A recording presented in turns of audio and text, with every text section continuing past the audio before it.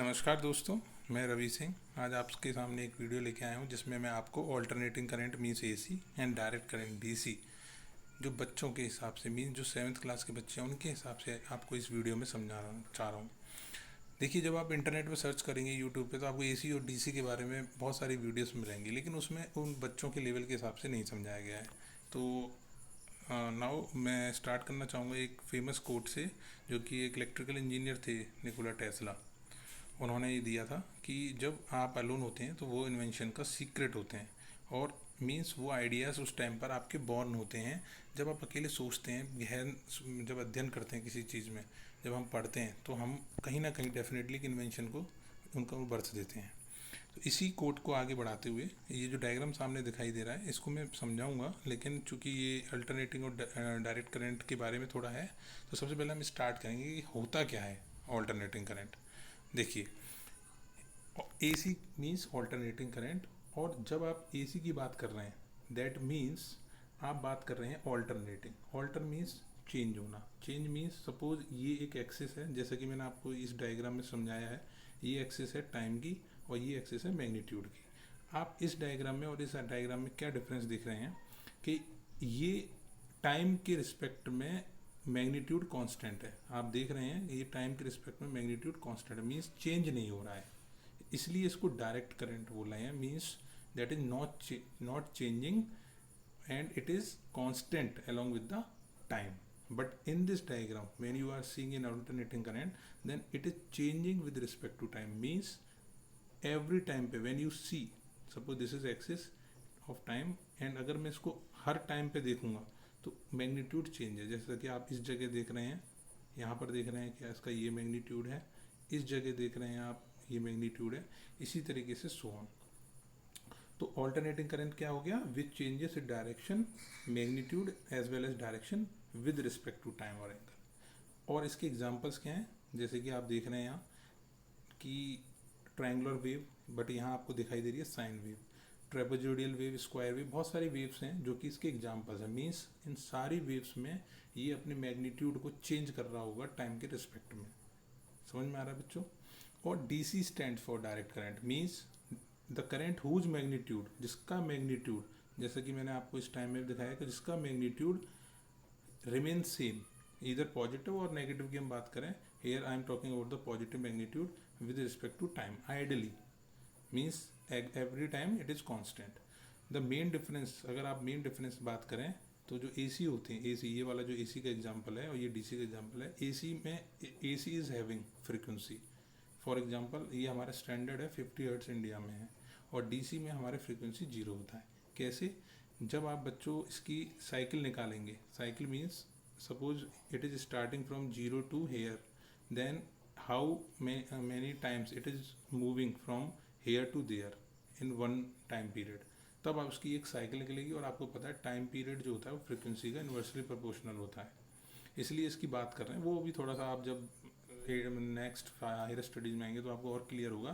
क्योंकि मैं particular 7th class के स्टूडेंट्स को फोकस कर रहा हूँ, तो उनको ये जानना है कि ऑल्टरनेटिंग करंट मीन्स जो कि हर टाइम पर चेंज हो रहा है, और डायरेक्ट करंट मतलब जो कि टाइम के रिस्पेक्ट में कांस्टेंट है। Got it. नेक्स्ट देखिए, क्या सोर्सेस हो सकते हैं एसी और डीसी के, मतलब सोर्सेस मतलब क्या होता है, कहाँ से एसी और डीसी जनरेट हो सकता है, कहाँ से आ रहा है। देखिए, डीसी सोर्सेज के बहुत सारे एग्जांपल्स हैं, जैसा कि हम देखते भी हैं, बैटरी है, हमारे फ़ोन है, जो फ़ोन में क्या होता है बैटरी होती है, तो वो अगर बैटरी नहीं होगी तो फ़ोन ऑन नहीं होगा। इट मीन्स वो एक सोर्स है किसका, डीसी डायरेक्ट करंट का। देखिए, डायरेक्ट करंट के बारे में भी अगर हम पढ़ें तो high voltage direct current, low voltage direct current, हम उस पर अभी नहीं जाएंगे। बट हम अगर बात करें नॉर्मली, जैसे कि मैं आपको बच्चों को समझाने के लिए बता रहा हूँ कि फ़ोन में अगर हमारी बैटरी जो लगी होती है वो डायरेक्ट डीसी का टाइप होती है, और जो कि लो वोल्टेज डीसी होती है। हम बात करें fuel cell, wind turbines, thermocouples. अब देखिए, इसमें से कुछ टर्म्स बच्चों को समझ में नहीं आएंगे, बट उसमें से कम मेरा अगर उन बच्चों को अगर इसमें एक भी एग्जांपल समझ में आ गया कि डीसी सोर्स का, जैसे बैटरी, ये किसका एग्जांपल है, डीसी का, ना कि एसी का। ऐसे में अगर एसी की बात करूँ तो इसमें से कहीं ना कहीं उन्हें जनरेटर समझ में आ रहा होगा। कैसे, कि जनरेटर में क्या होता है, जब लाइट चली जाती है, आप देखते हैं जब जनरेटर स्टार्ट करते हैं तो वो basically it is converting mechanical energy into electrical energy. तो वो भी एक टाइप आपको बताऊंगा फ्यूचर में कि मैकेनिकल एनर्जी को इलेक्ट्रिकल में करें तो वो ट्रांसड्यूसर भी होता है एक तरह का। तो यहाँ पे वो कन्वर्ट कर रहा है किसको, मैकेनिकल एनर्जी को। जब आप जनरेटर चलाते हैं तो आप देखते हैं कि जनरेटर जो होता है, ये जनरेटर है, और जनरेटर जब आप चला रहे हैं तो इसमें मैकेनिकल पार्ट्स मूव कर रहे हैं, इसलिए मैकेनिकल एनर्जी की बात कर रहे हैं। और ये किसको, जब हमें घरों में सप्लाई आ रही है, तो घरों में जब सप्लाई आ रही है, जो हमारे एसी फ्रिज है, फैन है, या प्रेस है, कोई भी आयरन जो भी हमारा चल रहा है, तो वो किस पे चलते हैं, सारे एसी डिवाइसेस होते हैं। तो इसलिए generator is one of the type of AC sources, इसलिए हम कह रहे हैं कि सोर्स मतलब कहाँ से हमें मिल रहा है। इसी तरीके से ऑल्टरनेटिंग है, एलसी ऑसिलेटर है, क्रिस्टल ऑसिलेटर है, इन्वर्टर्स हैं। इन्वर्टर्स आपने देखे ही होंगे कि जब हमारे घरों में जो लगे रहते हैं इन्वर्टर्स, वो क्या होता है, बैटरी से हमको उन्हें डीसी, हमें चूँकि बैटरी से हमें मिल रहा होता है, और उसके बाद वो कन्वर्ट कर रहा होता है एसी में, क्योंकि हमारे अप्लाइंसेस हैं, कोई भी अप्लाइंस है, फ्रिज है या जो भी है, हमारे वो ऑन रहता है। तो अगर आपको एक भी एग्जांपल समझ में आ रहा है, क्योंकि बच्चों के हिसाब से अगर उन्हें ये समझ में आ रहा है कि एसी का क्या सोर्स है और डीसी का क्या सोर्स है, तो ये मोर देन इनफ है अभी फ़िलहाल उनके क्लास के लेवल के हिसाब से। तो क्या टाइप हो गए बच्चों डीसी के, ये सारे, और एसी के नीचे जनरेटर्स है। नाउ क्या इनके यूजेस हैं, एसी का क्या यूज़ है और डीसी का क्या यूज़ है, बेसिकली हमें ये भी समझना पड़ेगा। तो एसी का यूज़ जो है वो मेनली पावर डिस्ट्रीब्यूशन के काम आ रहा है, जैसे कि हमारे घर पे जो यूज़ हो रहा है, चाहे कोई भी हमारे होम अप्लाइंसेस है, फ़ैन है, फ्रिज है, एसी है, मैनी मोर, तो which is used at our home, तो it is mainly used for power distribution. But direct current क्या है, it is mainly used for electronics board like in, देखिए हम अगर हम स्टूडेंट्स के प्रोस्पेक्टिव से बात करें, तो स्टूडेंट लैब में काम करता है, लेबोरेटरी में काम करता है, तो मैं उसकी बात करूँगा। मैं ऐसे तो ट्रेन जो है वो डीसी पे चलती है, मतलब जो डीसी जो आप जब कभी चार्जर लगाएंगे ना, तो आप देखेंगे वहाँ 110 वोल्ट लिखा होगा डीसी। तो हम उस पर बात नहीं कर रहे हैं, हम बात कर रहे हैं कि यहाँ पे जो बच्चे एक्सपेरिमेंट करते हैं अपनी लैब में, तो डायरेक्ट करंट मतलब जो लो वोल्टेज डीसी पे ऑपरेट करते हैं। तो हमारा यूज़ क्या है, देखिए हम बच्चों के हिसाब से पढ़ा रहे हैं, तो बच्चों को पता होना चाहिए कि हम डीसी कहाँ यूज़ कर रहे हैं अपनी लैब्स में, और एसी कहाँ यूज़ हो रही है हमारे घरों में।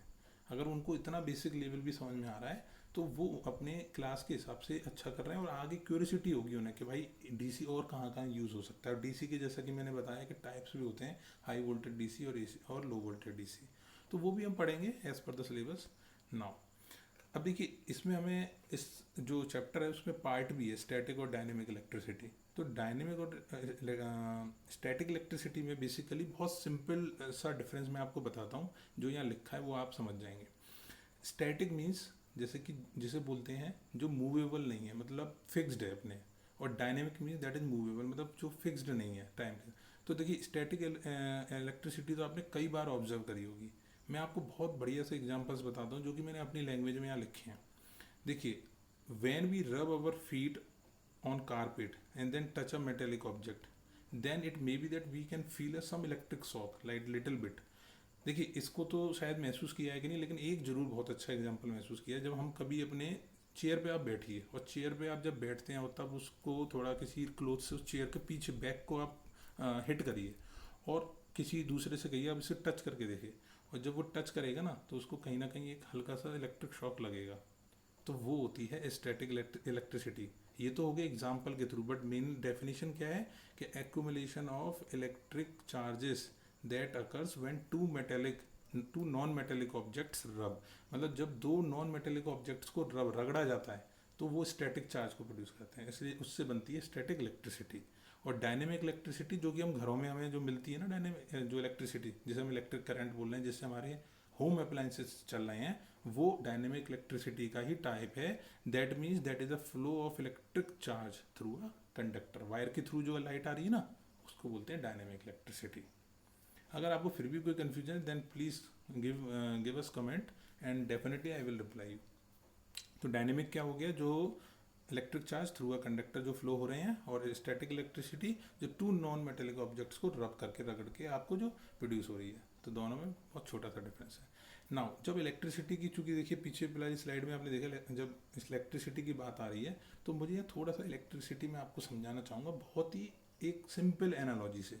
वो एनालॉजी पता क्या है कि जब आप वोल्टेज की बात करें, तो देखिए ये मैंने आपको एक पाइप बनाने की कोशिश की है, ये पाइप है छोटा सा पाइप, जब हम वोल्टेज की बात करें तो हम पाइप के फॉर्म में कैसे समझेंगे, मतलब पानी जैसे कि प्रेशर जो होता है, जैसे पाइप है उसमें अगर हम पानी को, उसका प्रेशर बहुत हाई हो तो डेफिनेटली आउटपुट की तरफ बहुत ज़्यादा पानी का जो प्रेशर होगा हाई आएगा। तो हम बात कर रहे हैं इसी तरीके से वोल्टेज, मतलब इलेक्ट्रिसिटी में वोल्टेज का क्या रोल है। जब आप वोल्टेज को ज़्यादा बढ़ाते हैं तो उसी हिसाब से करंट भी बढ़ती है।